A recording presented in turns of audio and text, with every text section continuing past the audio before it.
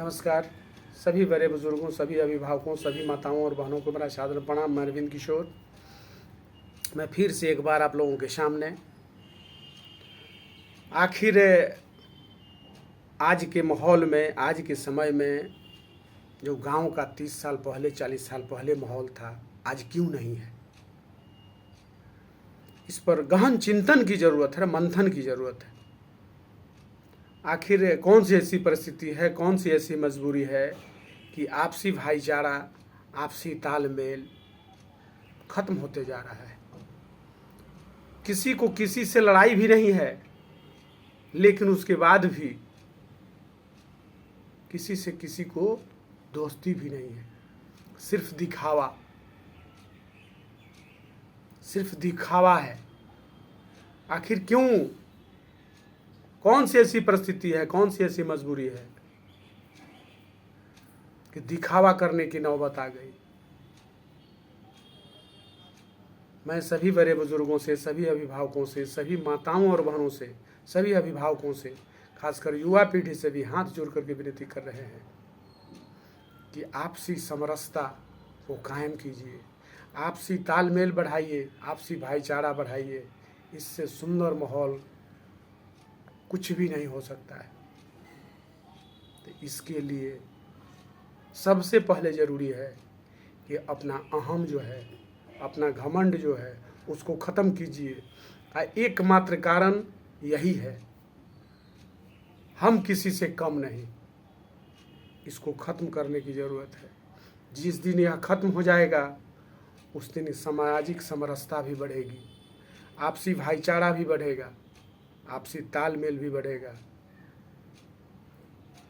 तो मैं फिर से एक बार आप सभी बड़े बुजुर्गों से, सभी अभिभावकों से, सभी माताओं और बहनों से, खासकर युवा पीढ़ी से भी हाथ जोड़ करके विनती कर रहे हैं कि आप लोग अपने गरिमा को बचाइए, अपने गांव परिवार को बचाइए, अपने समाज को बचाइए, अपने राज्य को बचाइए, अपने देश को बचाइए। इसके लिए सबसे पहले ज़रूरी है कि अपने घमंड को, अपने पैसे को, अपने हम को पीछे कीजिए। आगे अभी अपने अपने अभिभावकों को कीजिए और उनके कथनानुसार काम कीजिए। माँ भारती की सभ्यता और संस्कृति को बरकरार रखिए। सबका मान और सम्मान बढ़ेगा। इस समाज की खोई हुई प्रतिष्ठा वापस आएगी। इससे आपका भी मान सम्मान बढ़ेगा, इससे मेरा भी मान और सम्मान बढ़ेगा, इससे समाज का भी मान और सम्मान बढ़ेगा, और इससे जमात का भी मान और सम्मान बढ़ेगा। सबका मान और सम्मान बढ़ेगा। इसके लिए सबसे पहले ज़रूरी है कि अपने अभिभावकों को, समाज के बड़े बुजुर्गों को आदर्श मानिए, अपने पूर्वजों को आदर्श मानिए, उन आदर्शों पर चलने का काम कीजिए और अभिभावकों को अपना काम करने दीजिए और आप अपना काम कीजिए।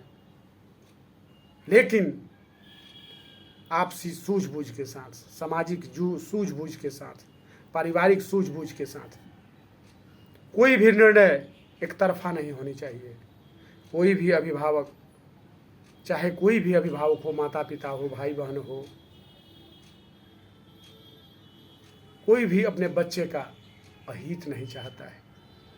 हर कोई चाहता है कि मेरा बच्चा सुंदर बने, उसका भविष्य जो है सुरक्षित रहे, उसका वर्तमान और भविष्य सुंदर और बेहतर हो। कहीं किसी से कोई लाव लश्कर नहीं हो, गलत नहीं करे। हर माँ बाप की इच्छा होती है कि हमारे बच्चे बेहतर करें।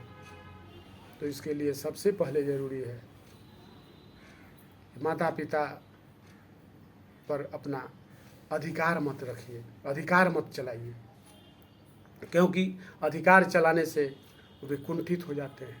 समाज में उनकी प्रतिष्ठा धूमिल हो जाती है, वे कहीं बोलने लायक नहीं रहते हैं।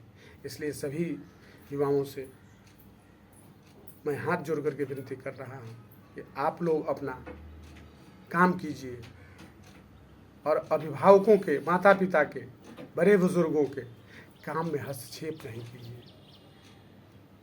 हस्तक्षेप कीजिएगा तो उनका मान और सम्मान जो है समाज में धूमिल होगा, वे कहीं बोलने लायक नहीं रहेंगे।